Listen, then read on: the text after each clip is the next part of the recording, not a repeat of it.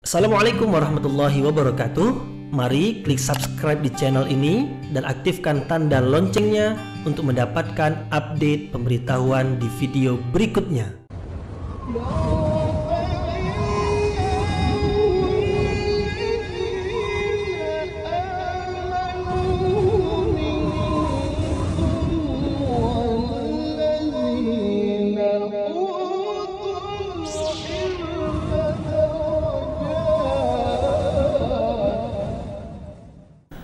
A'udzu billahi minasyaitonir rajim. Bismillahirrahmanirrahim. Assalamualaikum warahmatullahi wabarakatuh. Alhamdulillahi rabbil alamin wa bihi nasta'inu ala umurid dunya waddin. Nasta'inuhu wa nastaghfiruh wa na'udzu billahi min syururi anfusina wa min sayyiati a'malina. فَمَنْ يَهْدِهِ اللَّهُ فَلَا مُضِلَّ لَهُ وَمَنْ يُضْلِلْ فَلَا هَادِيَ لَهُ أَشْهَدُ أَنْ لَا إِلَهَ إِلَّا اللَّهُ وَحْدَهُ لَا شَرِيكَ لَهُ وَأَشْهَدُ أَنَّ مُحَمَّدًا عَبْدُهُ وَرَسُولُهُ لَا نَبِيَّ بَعْدَهُ أَمَّا بَعْدُ. Kita bersyukur kepada Allah Subhanahu wa Ta'ala yang masih melimpahkan rahmat dan nikmat-Nya. Kita bersyukur dengan mengucapkan Alhamdulillahi Rabbil Alamin. Tidak lupa pula bersalawat kepada Rasulullah Sallallahu Alaihi Wasallam dengan mengucapkan Allahumma salli ala Sayyidina Muhammad wa ala ali Sayyidina Muhammad. Dan bersalam kepada Rasulullah dengan mengucapkan Assalamu alayka ya Rasulullah. Alhamdulillah kita dapat kembali meneruskan pengajian tafsir ayat-ayat suci Al-Quran. InsyaAllah kita akan teruskan kepada ayat yang ke-179 dari surah Ali Imran, yaitu masih lagi berhubungan dengan ayat-ayat yang sebelumnya. Ayat-ayat sebelum ini menerangkan tentang orang-orang kafir. Meskipun mereka itu mengaku sebagai orang-orang beriman, tetapi sebenarnya mereka adalah orang-orang kafir. Di dalam ayat sebelum ini dikatakan mereka telah menukar keimanan dengan kekufuran. Mereka memilih kekufuran, yaitu dengan tidak mau ikut berperang bersama Rasulullah. Awalnya mereka bersama Rasulullah untuk berperang di Uhud, tetapi dalam perjalanan mereka kembali ke Madinah. Mengapa mereka kembali ke Madinah? Sebabnya karena mereka melihat musuh jumlahnya banyak. Nah, kalau musuh jumlahnya banyak, kemudian mereka terus juga pergi berperang, maka nanti mereka akan mati terbunuh. Mereka takut kepada kematian, maka mereka memilih untuk pulang ke Madinah. Mereka adalah orang-orang munafik. Jumlah mereka tidak sedikit. Jumlah mereka ini 300 orang banyaknya. Tinggal lagi pasukan umat Islam itu 700 orang. Nah, orang-orang munafik itu dipimpin oleh Abdullah bin Ubay bin Salul. Ini pemimpin munafik. Allah menyebut mereka sebagai orang-orang kafir karena sebenarnya mereka mengaku beriman, tetapi di dalam hati mereka kekufuran. Allah tidak melihat pengakuan yang diucapkan, tetapi Allah melihat apa yang tersimpan di dalam hati. Nah, Allah menyebutkan bahwasanya balasan bagi mereka itu adalah azab yang besar, azab yang pedih, dan azab yang menghinakan. Inilah pengajian kita pada kesempatan yang lalu. Nah, sekarang pula Allah Subhanahu wa Ta'ala menerangkan kepada kita bahwasanya kejadian di Uhud itu, yaitu dengan adanya orang-orang munafik yang pulang ke Madinah, sehingga yang tinggal bersama dengan Rasulullah itu adalah orang-orang yang mau berperang, maka mereka adalah orang-orang beriman. Tetapi masih belum cukup. ketika berperang diuji oleh Allah dengan ujian sekali lagi, yaitu apabila di permulaan perang menang, kemudian melihat ada harta rampasan berselerak di bawah, nah mereka pula mengambilnya, padahal mereka dilarang untuk mengambilnya. Nah, ketika mereka mengambil harta rampasan perang itu, disebutkan dalam ayat sebelum ini, mereka berarti menginginkan dunia. Nah, orang yang menginginkan dunia berarti adalah orang-orang munafik. Terjadi pula penyisihan. Jadi sudah 2 kali penyisihan. Penyisihan pertama, mereka pulang 300 orang, tinggal 700. Yang 700 ini berperang. Setelah awal perang mendapatkan kemenangan, kemudian sebahagian turun mengambil harta rampasan, maka mereka adalah orang-orang munafik. Maka yang tinggal itu adalah orang-orang beriman. Penyisihan. Ada di antara mereka lari dari perang. Rasulullah panggil supaya kembali berperang, tapi mereka tak mau. Itu petanda mereka adalah orang-orang munafik. Jadi peristiwa Uhud itu adalah peristiwa penyisihan. Penyisihan yaitu orang yang buruk dari orang yang baik. Disisihkan orang yang buruk itu, buruk ke tepi, buruk ke tepi, buruk ke tepi. Nah, yang tinggal di tengah itu adalah orang-orang yang baik. Nah, Allah Subhanahu wa taala tidak menghendaki orang-orang beriman itu bercampur aduk dengan orang-orang munafik. Allah tidak mau orang-orang beriman itu bersama dengan orang-orang munafik di dalam memperjuangkan kebenaran. Apa sebab? Sebab janji Allah adalah memberikan kemenangan hanya kepada orang-orang beriman saja. Kalau mereka bercampur aduk, nanti kemenangan itu akan diberikan juga kepada orang yang tidak layak untuk menerima kemenangan. Sementara janji Allah adalah kemenangan hanya diberikan kepada orang-orang yang layak untuk menerimanya. Yang layak itu adalah orang-orang beriman yang sejati. Nah, untuk mengetahui orang-orang beriman yang sejati perlu ada penyisihan orang-orang munafik dari orang-orang beriman. Maka yang tinggal nanti pada akhirnya dengan penyisihan yang akan tinggal adalah orang-orang beriman yang sejati. Nah, apabila ada orang-orang beriman yang sejati, hanya mereka saja, orang munafik sudah tak ada lagi di tengah mereka, maka layaklah mereka untuk mendapatkan pertolongan, layaklah mereka untuk mendapatkan kemenangan. Jadi ayat yang kita pelajari dalam kesempatan ini adalah lebih khusus menerangkan tentang hikmah yang lain dari perang Uhud, yang di dalam perang tersebut banyak yang terluka, banyak yang gugur sebagai syuhada. Jadi apa hikmahnya yang lain? Adalah penyisihan yang buruk dari yang baik. Kita lihat ayat ini dengan lebih dekat melalui tafsirnya. Allah Subhanahu wa taala berfirman, A'udzu billahi minasyaitonir rajim. Bismillahirrahmanirrahim. Ma kana Allahu liyadhara al-mu'minina 'ala ma antum 'alaihi hatta yamizal khabitha minat tayyib. Wa ma kana Allahu liyutli'akum 'alal ghaib. Walakinna Allaha yajtabi min rusulihi man yasha. Fa'aminu billahi wa rusulih wa in tu'minu wa tattaqu falakum ajrun azim.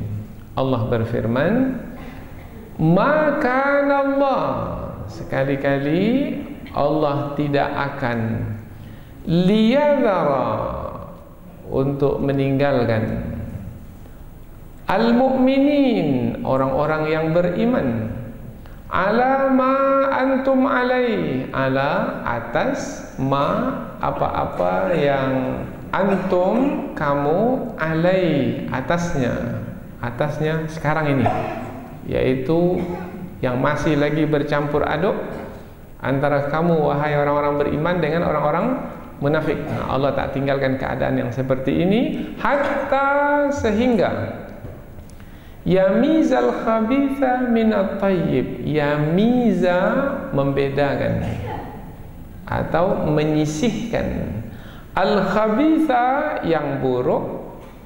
Yang buruk yang maksudnya itu adalah orang-orang munafik, atau yang kotor boleh juga. Min dari at-tayyib yang baik. Yang baik maksudnya adalah orang-orang beriman, yang baik ataupun yang suci. Wa ma kana Allahu liyutli'akum 'alal ghaib. Wa ma kana, wa dan ma kana, sekali-kali tidak akan Allah liyutli'akum, untuk menampakkan kepadamu atau memperlihatkan kepadamu, 'alal ghaibi, atas perkara-perkara yang gaib. Jadi sekali-kali Allah tidak akan memperlihatkan kepadamu perkara-perkara yang gaib. Walakin Allah yajtabi mir rusulihi man yasha. Walakin, akan tetapi, Allah yajtabi, memilih, mir rusulihi, dari rasul-rasulnya, man yasha, siapa-siapa yang dikehendakinya.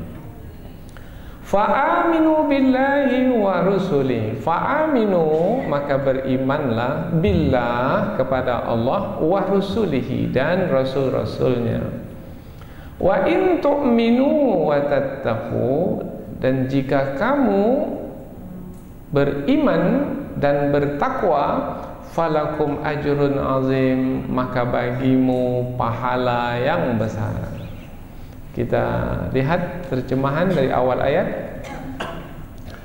Sekali-kali Allah tidak akan membiarkan orang-orang beriman atas apa-apa yang kamu berada di atasnya sekarang ini, sehinggalah Allah menyisihkan yang buruk dari yang baik. Dan sekali-kali Allah tidak akan memperlihatkan kepadamu perkara-perkara yang gaib, tetapi Allah memilih dari rasul-rasulnya siapa-siapa yang dikehendakinya untuk diperlihatkan kepada mereka sebahagian dari perkara-perkara yang gaib. Maka berimanlah kepada Allah dan rasul-rasulnya. Dan jika kamu beriman dan bertakwa, maka bagimu pahala yang besar. Jadi ayat ini ayat yang menerangkan tentang kehendak Allah Subhanahu wa taala, yaitu tidak membiarkan orang-orang beriman bercampur aduk dengan orang-orang munafik. Karena kalau masih lagi bercampur aduk, maka tidak akan mungkin nanti mendapatkan pertolongan dan kemenangan. Sementara Allah akan memberikan pertolongan dan kemenangan kepada orang-orang beriman. Maka Allah berkehendak menyisihkan terlebih dahulu orang-orang munafik itu dari orang-orang beriman, disisihkan, dikeluarkan, sehingga yang tinggal adalah orang-orang beriman saja. Nah, setelah itu Allah pun memberikan pertolongan dan kemenangan kepada mereka. Tentang perkara orang-orang munafik ini, orang-orang biasa tak tahu siapa orang-orang munafik. Apa sebab? Sebab orang-orang munafik ini pandai menyembunyikan kemunafikan mereka. Kalau dilihat dari sisi zahir atau lahir ya, orang-orang munafik ini betul-betul seperti orang-orang beriman, bahkan lebih taat pula lagi dari orang-orang beriman. Pandai bercakap, pandai, kemudian menampakkan diri sebagai orang beriman pun pandai. Maka orang-orang biasa susah untuk mengetahui mana yang munafik, mana yang tidak. Apalagi kalau ditanya, "Bapak munafik ya?" "Oh, mana pula saya munafik." Karena tidak akan mungkin orang munafik itu mengaku dia sebagai orang munafik, dan dia pandai sekali menyembunyikan, dan kita pula tak tahu apa yang ada dalam hati manusia. Maka Allah pun menyebut dalam ayat ini, tak ada siapa yang diberitahu tentang perkara yang gaib. Maksudnya, tidak ada siapa yang diberitahu tentang apa yang tersembunyi dalam hati manusia lainnya. Tetapi ada orang tertentu yang Allah beritahu. Siapa mereka? Para nabi dan rasul. Seperti Nabi Muhammad. Nabi Muhammad tahu siapa orang munafik, siapa tidak. Tapi Nabi Muhammad tidak mau memberitahukannya kepada para sahabat yang lain, karena itu adalah pemberian khusus kepada Rasulullah sallallahu alaihi wasallam. Nah, kemudian Allah ingin juga memberitahu kepada orang-orang beriman siapa orang-orang munafik. Tapi caranya bukan dengan memberitahukan perkara yang gaib, memberitahukan apa yang dalam hati mereka, tidak. Tetapi melalui peristiwa-peristiwa, melalui kejadian-kejadian, seperti kejadian dalam perang Uhud, yaitu ketika dibawa berperang, nampak musuh banyak, tak mau berperang. Ini dah tanda munafik. Jadi kepada kita manusia biasa, Allah berikan tanda-tanda orang munafik. Melalui tanda-tanda tersebut, kita mengetahui orang itu munafik atau tidak. Tapi meskipun demikian pun juga kita tidak boleh membuat keputusan bapak munafik ya, tidak boleh. Karena tanda-tanda itu pun juga belum cukup lagi. Tetapi dengan tanda-tanda tersebut membuat kita menjadi lebih berhati-hati dan berwaspada terhadap mereka yang telah nampak tanda-tandanya sebagai orang-orang munafik. Maka kalau ada banyak ring 1, ring 2, ring 3, ring 4, letakkan orang munafik itu di ring yang keempat, di ring paling luar saja letakkan. Jangan letakkan di ring paling dalam. Jangan, nanti bisa mendatangkan kegagalan di dalam perencanaan. Contohnya dibawa berperang, malah mereka kembali. Itu dah merusak perencanaan perang. Nah, Allah Subhanahu wa taala memperlihatkan siapa orang munafik melalui peristiwa-peristiwa. Diuji dengan kesusahan, akan nampak. Biasanya orang munafik itu tak mau susah. Orang munafik itu mau senangnya saja. Maka dikatakan kawan ketawa itu banyak, tapi kawan menangis itu sedikit sekali. Maka diuji dengan kesusahan. Kalau nampak ia mau senang saja, itu ada tanda kemunafikan. Maka kalau tahu kawan kita itu siapa, ajak dia berjalan agak lama sedikit, 3 hari kan, 7 hari kan, 1 bulan. Nah, nanti dalam perjalanan kita akan menjumpai kesusahan-kesusahan.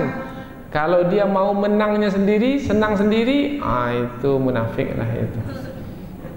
Karena orang beriman itu akan memperhatikan saudaranya yang lain. Bahkan dia akan mengutamakan saudaranya dari dirinya sendiri. Itu orang beriman. Innamal mu'minuna ikhwatun. Sesungguhnya orang-orang beriman itu bersaudara. Nah, orang munafik tak nampak persaudaraannya karena dia mementingkan dirinya sendiri. Berarti dia tidak beriman. Kalau dia mengaku beriman, itu hanya pengakuan saja. Karena iman itu tidak cukup dengan pengakuan. Keimanan itu mesti dibuktikan dengan perbuatan. Jadi ayat ini masih lagi berhubungan dengan ayat sebelumnya, yaitu khusus tentang hikmah dari perang Uhud yang telah diterangkan dalam banyak ayat sebelum ini. Ini adalah ringkasan dari ayat. Sekarang kita pindah ke tafsir ayat, yaitu penjelasan yang lebih panjang dari ayat. Mudah-mudahan kita akan mendapatkan pengajaran dari ayat ini, karena kita perlukan juga pada hari ini. Kita perlukan juga pada hari ini untuk mengetahui siapa sebenarnya saudara kita yang betul-betul beriman bersama dengan kita. Karena boleh jadi yang di kiri kanan kita itu adalah rupanya bukan saudara kita seiman dengan makna yang sebenarnya, hanya mencari kepentingan saja. Nampak membantu, tetapi rupanya ada udang di sebalik batu. Ikut juga pengajian, rupanya mengintip, rupanya dia mencari-cari kesalahan kita rupanya, atau rupanya dia akan memberikan laporan kepada bosnya rupanya. Nah, berarti dia ini adalah orang-orang yang berkepentingan. Maka Kita berharap mudah-mudahan kita ini dijaga oleh Allah Subhanahu wa taala dari orang-orang munafik tersebut. Karena orang munafik ini pasti menyusup dia. Dan kerjanya adalah untuk mencari kepentingan dunia dan akan merusak kita. Nampak depan mata, apa yang dapat saya bantu? Apa yang dapat saya bantu? Tetapi di belakang kita, habisi dia. Ini adalah orang-orang munafik. Kita lihat ayat ini dengan lebih dekat. Ma kana Allahu liyadharal mu'minina ala ma antum alaihi. Ma kana Allah. Apabila kita jumpa perkataan ma kana Allah, makana sekali-kali tidak akan. Maka Allah sekali-kali tidak akan Allah itu. Kemudian ada disambut dengan perkataan li atau huruf li. Untuk sebenarnya makna li di sini bukan untuk. Li di sini dalam bahasa Arab namanya lamul juhud. Lamul juhud maknanya lam menentang. Menentang maknanya jahada. Jahada maknanya menentang, tidak bersetuju. Allah Subhanahu wa taala tidak bersetuju. Apa yang Allah tak persetujui? Yang Allah tidak persetujui adalah orang-orang beriman bercampur dengan orang-orang munafik. Itu Allah tak bersetuju.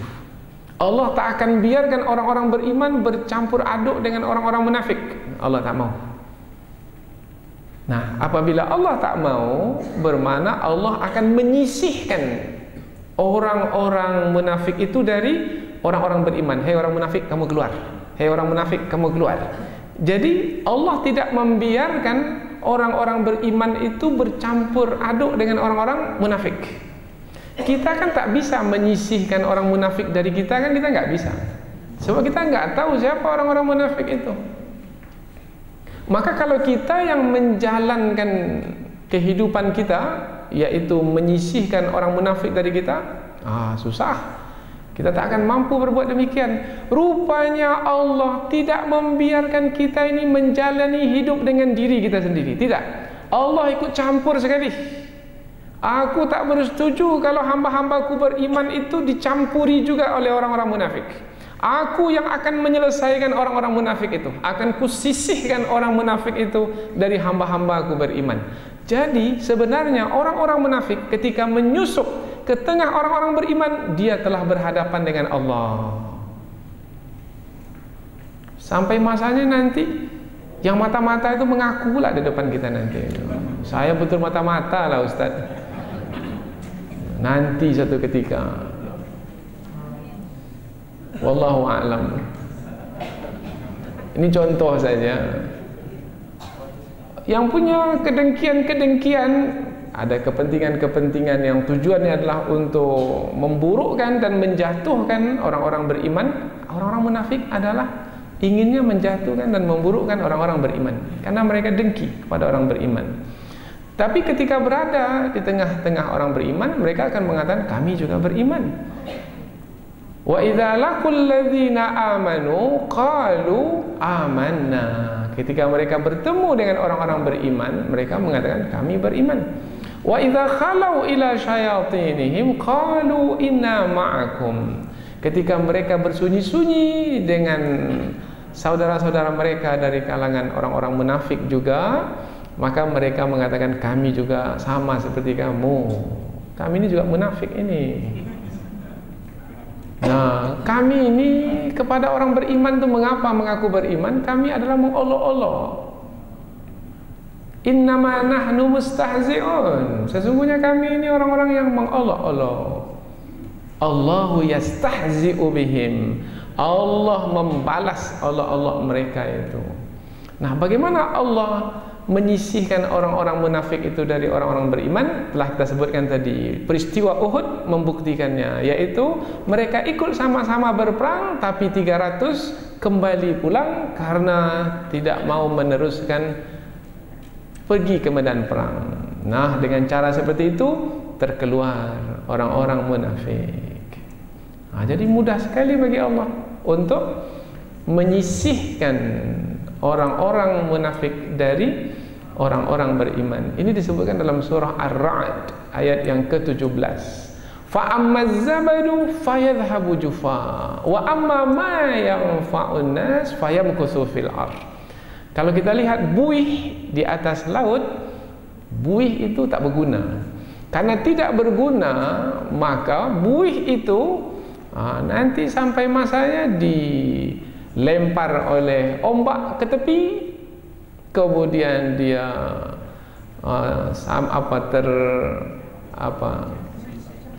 terbawa ke tepi pantai, kemudian hilang di dalam tanah. Itulah dia akhir dari buih yang ada di atas laut. Hilang, habis. Orang-orang munafik itu pun akan hilang, akan habis. Nah, adapun yang bermanfaat bagi manusia, maka dia akan tetap kokoh. Tidak akan mungkin dapat dibuang, dihilangkan, dilenyapkan. Orang-orang beriman, dia akan tetap kokoh, akan tetap istiqamah, akan tetap pendirian. Tidak akan mungkin dapat dihilangkan dengan ujian, musibah, kesusahan, penderitaan. Tidak akan. Nah, jadi peristiwa Uhud adalah peristiwa yang Allah takdirkan untuk melakukan penyisihan orang-orang munafik dari orang-orang beriman. Jadi Allah tidak membiarkan orang-orang beriman bercampur aduk dengan orang-orang munafik. Maka digunakanlah kata maka Allah, yaitu Allah menentang, tak bersetuju. Jadi kalau Allah menentang, tak bersetuju, bermakna ada campur tangan Allah terhadap kehidupan orang-orang beriman. Ini adalah satu karunia bagi orang-orang munafik. Jangan rusak, jangan susah hati dengan orang-orang munafik. Biarkan saja orang-orang munafik itu seperti itu. Mungkin mereka mencari-cari peluang untuk menjatuhkan kita. Tapi sampai akhirnya nanti dia sendiri yang akan jatuh. Siapa yang menggali lubang, dia sendiri yang akan terperosok ke dalamnya. Maka kita lihat banyak orang yang melakukan rencana jahat. Dia ingin orang lain mendapatkan akibatnya, tapi dia sendiri yang menanggung padahnya. Ini disebutkan dalam Al-Quran sebagai sunnatullah, istikbaran fil ardi wa makras sayyi wa la yahiqul makrus sayyi'u illa bi ahlihi. Karena kesombongan di muka bumi dan melakukan perencanaan jahat. Tidaklah orang yang melakukan perencanaan jahat itu melainkan dia sendiri yang akan menanggung akibatnya. Tangan yang mencincang, bau yang memikul. Jadi kita tak perlu risau dengan orang-orang munafik, meskipun kita tak tahu siapa orang munafik itu. Jadi kalau tak tahu, jangan pula cepat buat keputusan. Ini munafik ini. Rupanya yang bercakap tu pula rupanya yang munafik. Maka jangan cepat-cepat membuat keputusan. Sekali-kali Allah tidak akan membiarkan orang-orang beriman alama antum alai, atas apa-apa yang kamu berada di atasnya. Kamu di sini adalah orang-orang beriman. Jadi seakan-akan Allah berfirman langsung pada orang-orang beriman, seakan-akan. Padahal Allah berfirman adalah kepada Rasul melalui perantaraan malaikat Jibril alaihissalam. Tapi dalam ayat ini seakan-akan Allah berfirman kepada orang-orang beriman, hei orang-orang beriman, aku tidak tinggalkan kamu bercampur aduk dengan orang-orang munafik. Tidak, aku akan bersihkan orang-orang munafik itu darimu. Ini adalah karunia dari Allah. Tapi mesti orang-orang beriman itu tetap memelihara iman mereka. Maka jangan risau dengan orang yang mendompleng. Apa mendompleng ya? Orang-orang yang menumpang, yang mau ikut serta dengan mereka, padahal ada kepentingan mengikuti hawa nafsu di dalamnya, atau ada kepentingan mengejar dunia dalamnya. Kita tahu yang ikut serta dalam perang Uhud itu banyak dari kalangan orang-orang munafik. Sebabnya adalah karena sebelum perang Uhud ada perang Badar. Dalam perang Badar umat Islam itu mendapatkan kemenangan. Nah, orang-orang munafik melihat, wah ini perlu kita ikut serta dalam perang-perang berikutnya ini, supaya kita mendapatkan harta, mendapatkan kekayaan. Kalau tak ikut perang, tak dapat kita peluang. Ini Nabi ini, mereka percaya juga kepada Nabi sebagai Nabi. Nabi kalau ikut berperang menang, maka kalau kita tak ikut Nabi, hilang peluang. Tapi kalau kita ikut Nabi, kita pula di hati ini tak mau beriman kepada Nabi, kepada Allah, tak mau percaya kepada agama Islam. Bagaimana supaya ikut perang juga kita ini? Munafiklah kalau begitu. Kita mengaku sajalah beriman, tetapi hati di dalam tetap kufur. Jadi kemunafikan itu adalah untuk mendapatkan kepentingan, yaitu supaya dapat ikut berperang, nanti menang, dapat harta rampasan. Tapi rupanya mau pergi berperang, tadi diperkirakan dalam perang Badar 1000 kafir Quraisy, rupanya dalam perang Uhud 3000. Oh ini banyak ini. Kalau macam ini banyaknya sama dengan menuju kematian. Kalau begitu pulang balik sajalah kita ini. Nah, tersisihkanlah orang munafik ini dari orang-orang beriman. Hatta yamizal khabitha minat tayyib, hatta sehingga Allah tak tinggalkan. Sampai kapan Allah tak tinggalkan orang-orang beriman itu bercampur aduk dengan orang-orang munafik? Sampai orang munafik tak ada lagi pada orang-orang beriman. Jadi semua itu habis. Kalau habis bermakna yang tinggal adalah orang-orang beriman saja. Tapi ini lama prosesnya ini. Lama, setahun, 2 tahun, 3 tahun, 4 tahun. Pada zaman Nabi dahulu, lama prosesnya. Sampai kepada Fathu Makkah pun masih ada juga lagi orang munafik itu. Sampai kepada akhir-akhir masa Rasulullah akan meninggal dunia pun masih ada orang munafik. Nah, setelah Rasulullah wafat, muncul betul orang munafik itu. Pada zaman Khalifah Abu Bakar As-Siddiq, mereka tak mau mengeluarkan zakat. Kami tak akan keluar zakat, kami hanya mengeluarkan zakat pada masa Rasulullah saja, ketika Rasulullah hidup. Kalau Rasulullah dah wafat, kami tak mau bayar lagi. Ini orang munafik. Maka Abu Bakar memerintahkan supaya mereka ini dibunuh saja, karena mereka ini adalah orang-orang yang telah berpura-pura dalam beriman. Karena apabila mereka tidak percaya kepada kewajiban zakat, bermakna mereka telah menolak salah satu dari rukun Islam. Menolak perkara yang disepakati bisa membawa kepada kekufuran. Orangnya disebut murtad. Sementara hukum murtad di dalam fikih adalah dibunuh. Bunuh saja mereka ini. Itu sikap tegas Abu Bakar radhiyallahu anhu. Jadi pada masa Rasulullah pun sudah ada orang munafik sampai ke akhir hayat Rasulullah, dan banyak lagi setelah Rasulullah wafat, dan lebih banyak lagi pada hari ini.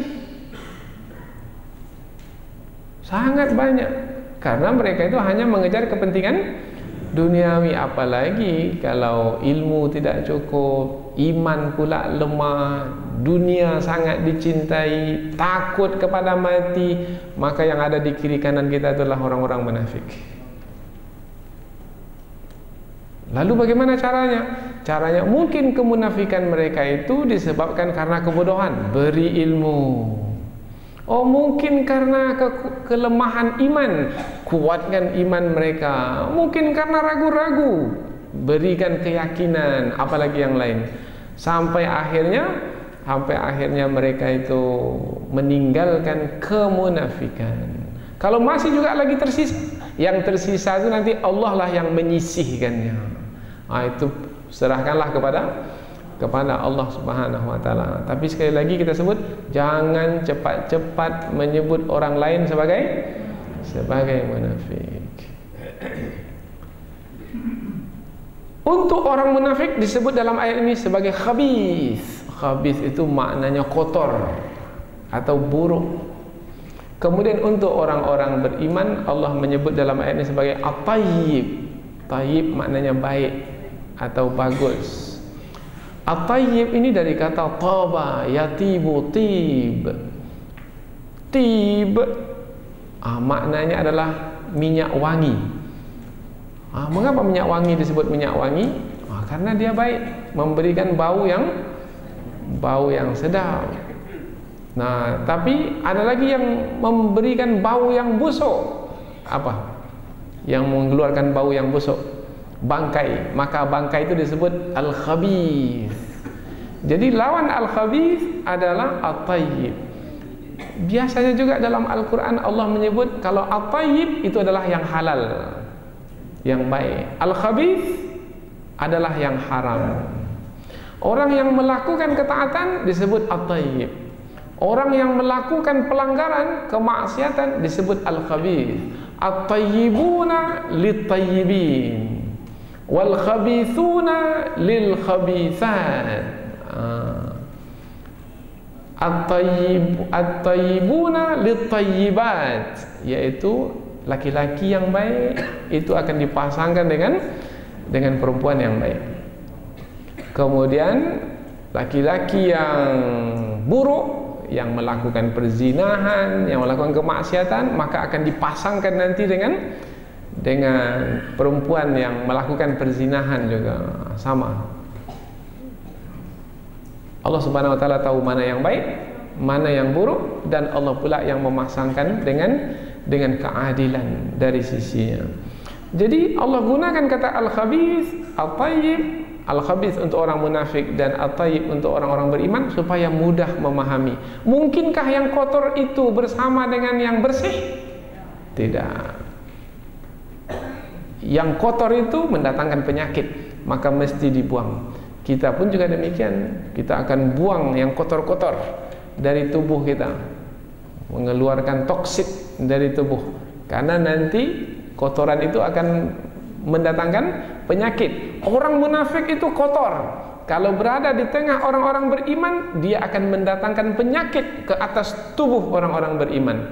Allah tak ingin tubuh orang-orang beriman, tubuh umat Islam itu dikotori oleh orang-orang munafik, maka Allah pun menyisihkan orang-orang munafik itu dari orang-orang beriman. Apabila demikian halnya, beruntunglah kita orang-orang beriman, karena kita dijaga dan dipelihara oleh Allah Subhanahu wa taala. Wa ma kana Allahu liyutli'akum 'alal ghaib. Ini lanjutan dari ayat sebelumnya. Karena ada wa ini waw ataf, yaitu ataf melanjutkan lagi. Nah, ma kana Allah, sebelumnya ada juga ma kana Allah, bermakna ini adalah al-juhud. Lam yang ada di sini liyutli'akum lamul juhud. Maknanya Allah menidakkan. Allah sekali-kali tidak akan liyutli'akum, memperlihatkan kepada kamu alal ghaib, perkara yang gaib. Apa makna perkara-perkara gaib? Perkara-perkara gaib, perkara-perkara yang tidak mampu dicapai oleh panca indera manusia. Kalau mampu dicapai oleh panca indera, tak gaib.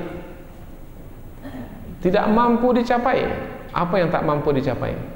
Allah Ta'ala tak mampu dicapai, maka disebut gaib. Alladzina yu'minuna bil ghaib, yaitu yang beriman kepada yang gaib. Malaikat mampu dicapai oleh panca indera manusia? Tak mampu, maka disebut gaib. Pahala dosa mampu dicapai? Tidak.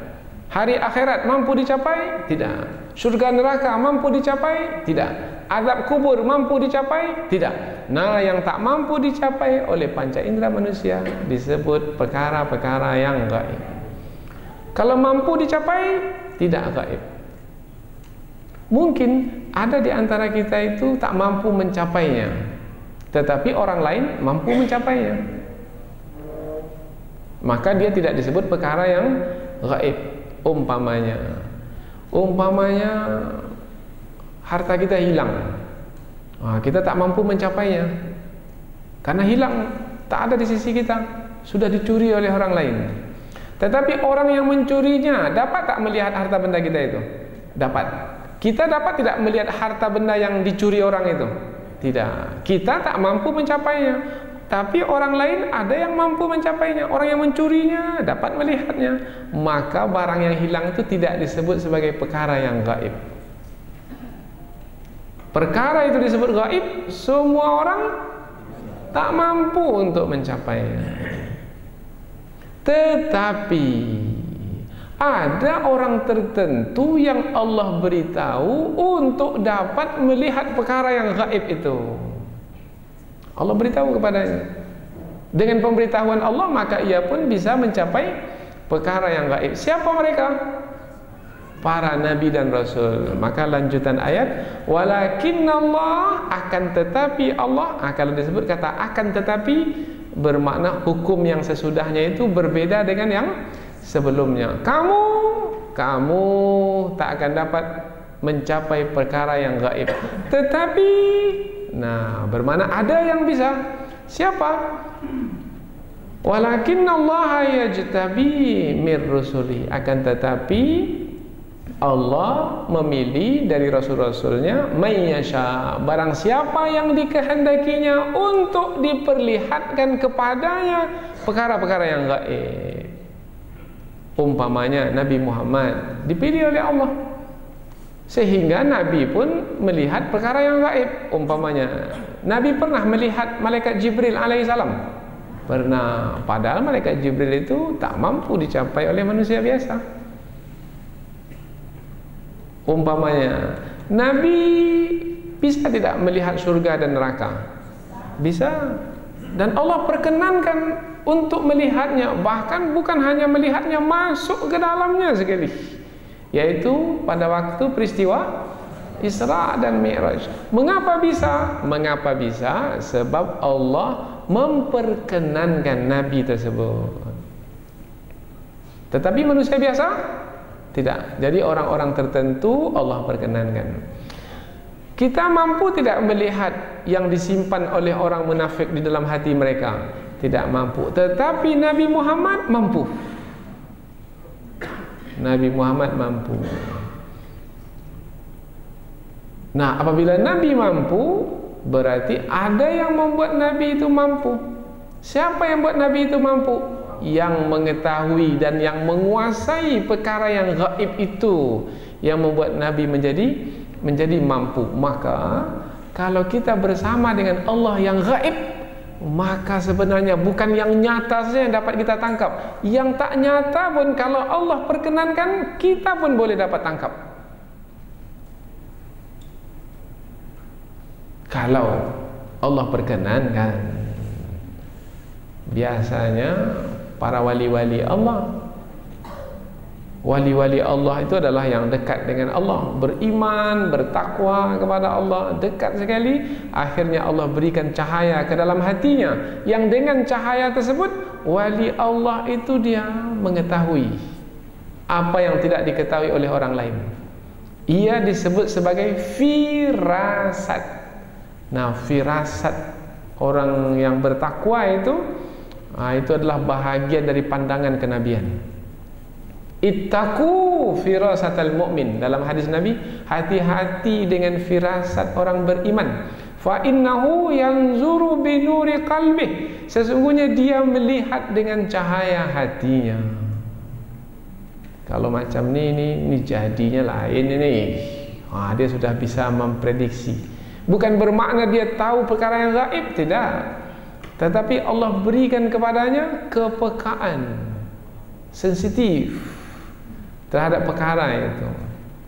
Karena cahaya hatinya terang. Cahaya hati yang terang, maka akan dapatlah melihat segala sesuatu. Kalau lampu ni cahayanya terang, yang kecil-kecil pun nampak. Tapi kalau cahaya tu 5 watt, 10 watt, yang besar pun nampak kabur, apalagi yang kecil-kecil. Maka bagaimana supaya nampak juga yang kecil-kecil, yang jauh-jauh sana? Naikkan watt kita itu. Jangan 5 watt terus. 5.000 watt, 50.000 watt.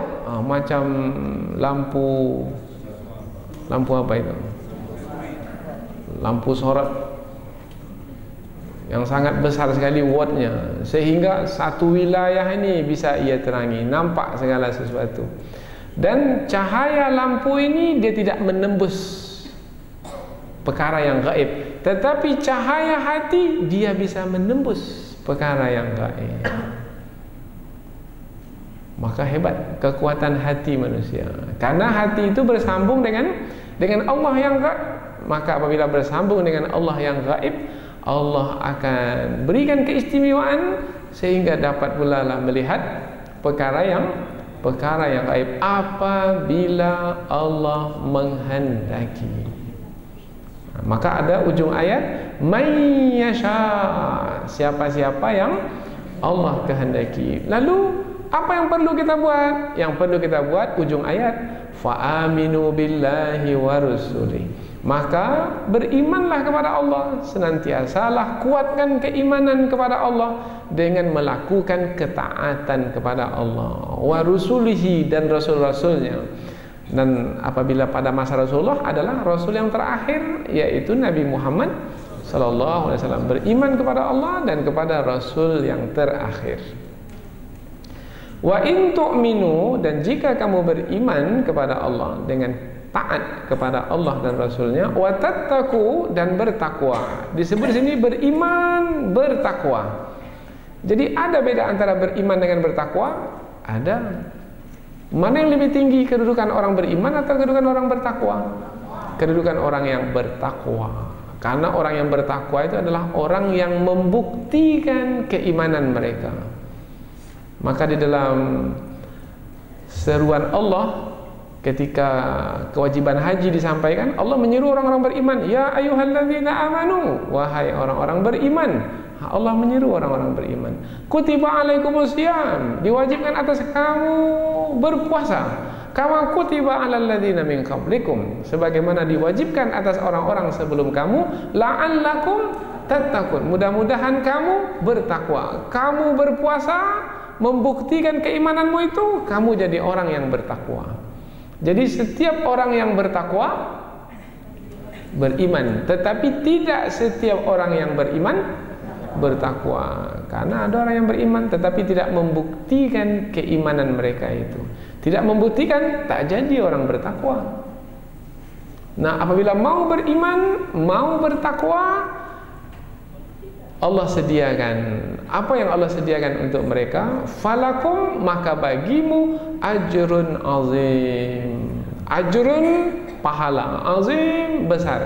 Sebenarnya kata ajrun itu bukan pahala. Kata ajrun itu sebenarnya adalah upah, gaji. Kalau disebut kata upah atau gaji, itu kaitannya dengan apa? Dengan kerja. Banyak kerja, banyak upah. Sedikit kerja, sedikit upah. Tak bekerja, tak ada upah. Jadi iman takwa itu kaitan dengan amal. Semakin banyak membuktikan keimanan sehingga menghantarkan kepada ketakwaan, maka semakin banyaklah pahala atau upah didapatkan. Upah itu berupa apa? Berupa balasan. Jadi apa yang kita buat, ia tidak akan hilang begitu saja. Dia tidak akan berlalu begitu saja. Dia akan kembali kepada kita dengan balasan. Jadi nanti kita ini ketika di hari pembalasan banyak yang menyesal. Menyesal. Apa sebab? Sebab mengapalah sebanyak ini saya dapat. Menyesal. Orang lain bisa banyak dapat, lebih banyak dari saya. Mengapa saya sebanyak ini dapat? Ya, karena kita buat sedikit, maka dapat sedikit. Orang setiap malam datang, kita sekali seminggu saja datang. Mana kan sama dapatnya? Pasti beda. Kalau mau dapat banyak, maka buat banyak. Maka digunakan kata ajrun untuk menerangkan bahwasanya pahala itu kaitan dengan amal yang dilakukan. Maka di dalam Islam tidak ada ruang untuk berangan-angan. Apa makna berangan-angan?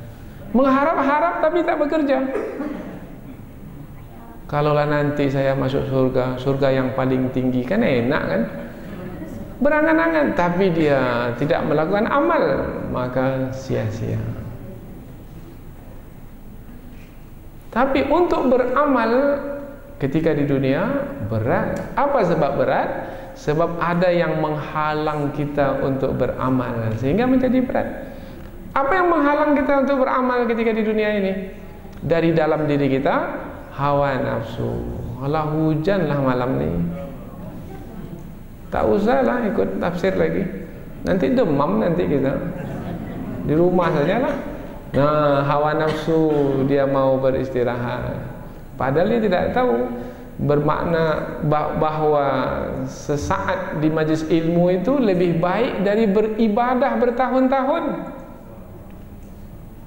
Majlis ilmu memiliki keistimewaan lebih dari ibadah yang kita lakukan, dari ibadah salat, ibadah puasa, ibadah zakat, haji. Majlis ilmu ini majlis yang dicemburui oleh para malaikat. Perbedaan antara orang yang berilmu dengan orang yang tak berilmu seperti langit dan bumi. Maka kita tidak akan tinggalkan peluang untuk menghadiri majlis-majlis ilmu. Dan orang yang ahli ibadat amat mudah diperdaya oleh syaitan karena tak punya ilmu. Akhirnya ahli ibadat itu menjadi riya. Akhirnya ahli ibadat itu karena tak punya ilmu, oh iyalah, rupanya syaitan menggodanya. Akhirnya semua amal ibadah yang dia lakukan habis, sia-sia. Seperti tanah atau debu yang ada di atas batu yang licin, habis ketika hujan turun ke atas batu tersebut. Tapi orang yang berilmu tak bisa diperdaya oleh syaitan. Ini bisikan syaitan ini. A'udzubillahi minasyaitonir rajim. Lari syaitan, datang balik. Pasti. Dan dia punya ilmu, syaitan tidak akan mungkin meninggalkannya. Dia pergi selama-lamanya. Tidak, dia pergi akan datang kembali. Dia punya ilmu itu, maka dia menjadi berhati-hati lagi.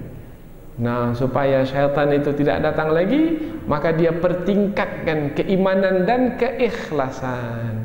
Nah, apabila sampai kepada keikhlasan, apabila sampai kepada keikhlasan semata-mata karena Allah, ketika itu syaitan tak mampu menggoda. Inna ibadi laisa laka alaihim sultan. Sesungguhnya hamba-hambaku yang telah kuberikan keikhlasan kepada mereka, kamu tidak akan mampu menggoda dan memperdayanya, wahai syaitan. Ini hamba yang berilmu. Akhirnya ia berhasil menyelamatkan diri. Dia tahu perkara ini, maka ia mendapatkan ajrun azim, pahala yang besar. Ajrun azim tidak menggunakan alif lam. Mengapa tidak menggunakan alif lam? Untuk menerangkan pahala itu sangat banyak sekali. Nah, untuk menerangkan banyak dibuatlah dalam bentuk nakirah, tidak menggunakan alif lam. Ditambah pula lagi dengan sifat azim. Azim itu maknanya besar, agung. Maknanya pahala yang tidak ada bandingannya sama sekali. Apa yang tak ada bandingannya? Balasan yang tak ada bandingannya apa? Maka ulama tafsir pun menafsirkan ajrun azim adalah syurga. Mengapa syurga? Syurga adalah balasan yang tidak ada bandingannya, yaitu bila dimasukkan dalam syurga selama-lamanya. Ini tak ada bandingannya. Di dunia ini tak ada tempat yang kita diami selama-lamanya. Kemudian di dalam surga kesenangan itu sempurna. Di dunia tak ada kesenangan yang sempurna. Maka ajrun azim itu adalah balasan yang sempurna, dan itu hanya didapatkan di dalam surga. Maka ia adalah surga. Maka bagi mereka surga yang abadi. Nah, apabila demikian, maka kita jangan risau dengan orang-orang munafik yang ada di kiri kanan kita. Jangan risau, kapan kita akan dapat pertolongan dan kemenangan Allah kalau orang munafik ini masih ada di kiri kanan kita? Kita pula tak tahu siapa mereka, macam mana mengusirnya ini? Biarkan saja Allah yang akan menyisihkan mereka dari kita. Apa yang patut kita buat? Beriman dan bertakwa. dan insya Allah untuk kita disediakan surga, yaitu balasan yang tidak ada tolok bandingnya. Mudah-mudahan apa yang kita pelajari ini ada manfaatnya insyaallah. Subhanakallahumma wa bihamdika asyhadu an la ilaha illa anta wa astaghfiruka wa atubu ilaik. Wassalamualaikum warahmatullahi wabarakatuh.